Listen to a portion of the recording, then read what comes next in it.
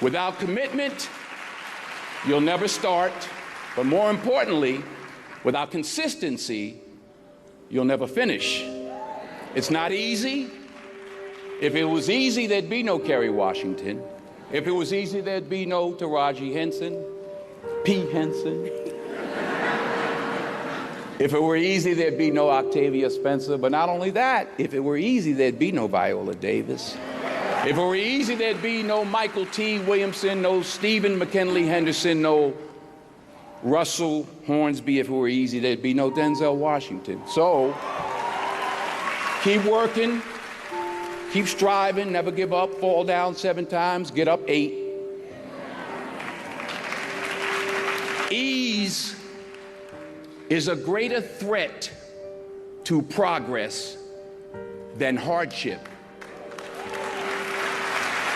Ease is a greater threat to progress than hardship. So, keep moving, keep growing, keep learning. See you at work. We tend to base our self-esteem on what other people think. And that's not really self-esteem. Self-esteem is supposed to be how we feel about ourselves. And I was just saying how dangerous it is to allow other people to determine how you're going to feel about you. And it's kind of like looking into a broken mirror. You're going to look in a broken mirror and then change your face to try to look good in this defiled, busted, broken mirror. And it just, other people's opinions is a really shitty way to determine how we feel about ourselves. You'll never see a U-Haul behind a hearse. I'll say it again. You'll never see a U-Haul behind a hearse. Now, I've been blessed to make hundreds of millions of dollars in my life.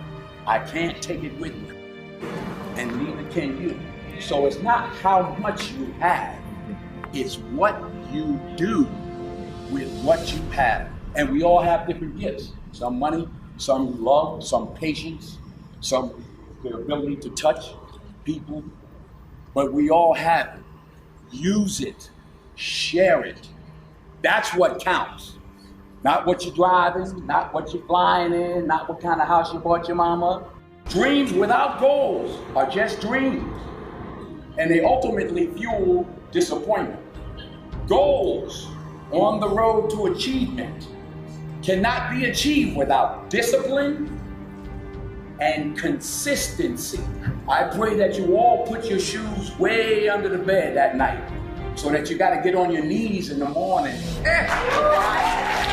The one thing I'm the most happy about in terms of my career is the fact that I got there with the grace of God, first of all, but short of that, I got there just by working hard, not partying with the right people, not compromising myself in any way or cutting any kind of deals, just by working hard, just by plugging along, sawing wood, as I like to call it.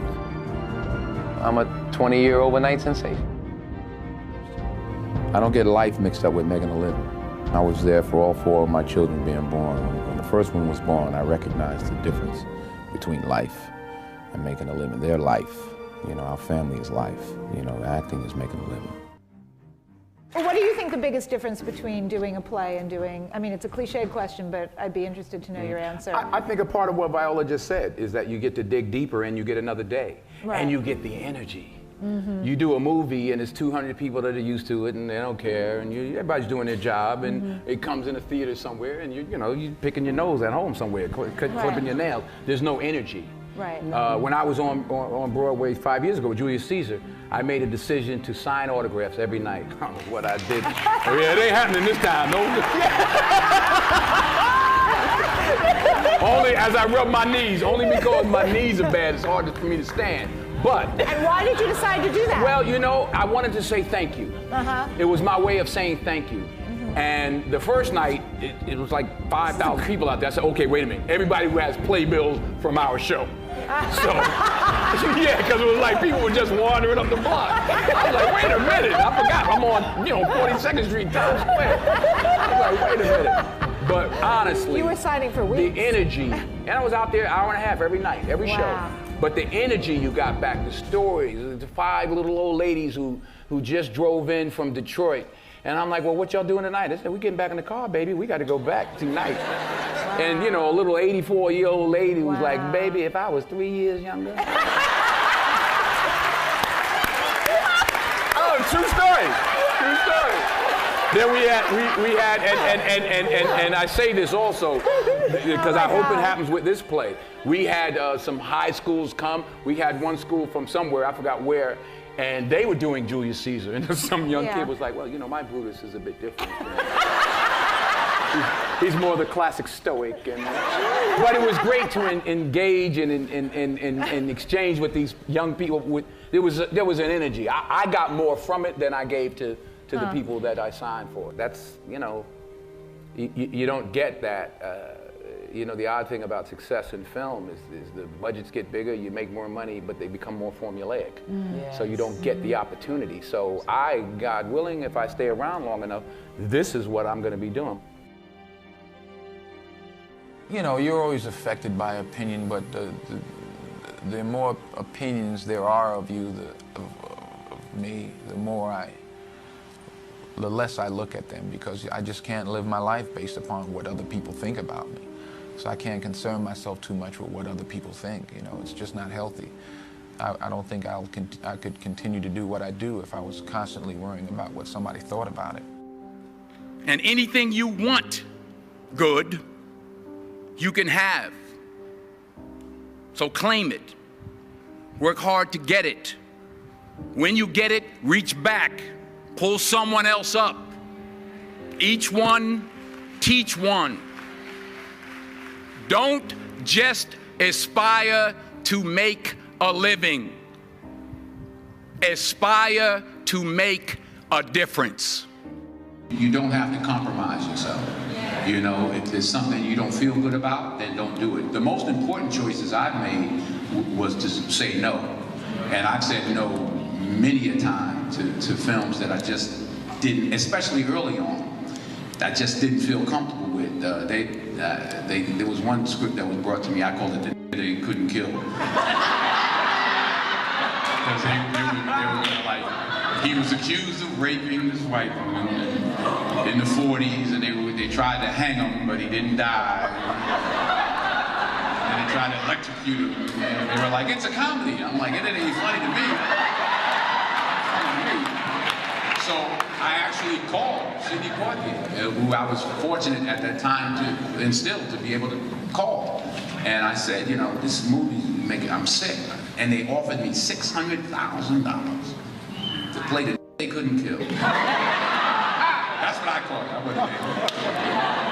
And he said to me, and I'll say this to you, he said, the first 2 or 3 or 4 films you make in this industry, Denzel, will determine how you proceed. He said, I'm not going to tell you what to do, but remember that the first 3 or 4 or 5 films you made will determine how you proceed. I turned it down. I turned the money down. I needed the money. I turned it down. 6 months later, I got Cry of Freedom. So stick to your guns. If you don't feel like you should do it, then don't do it.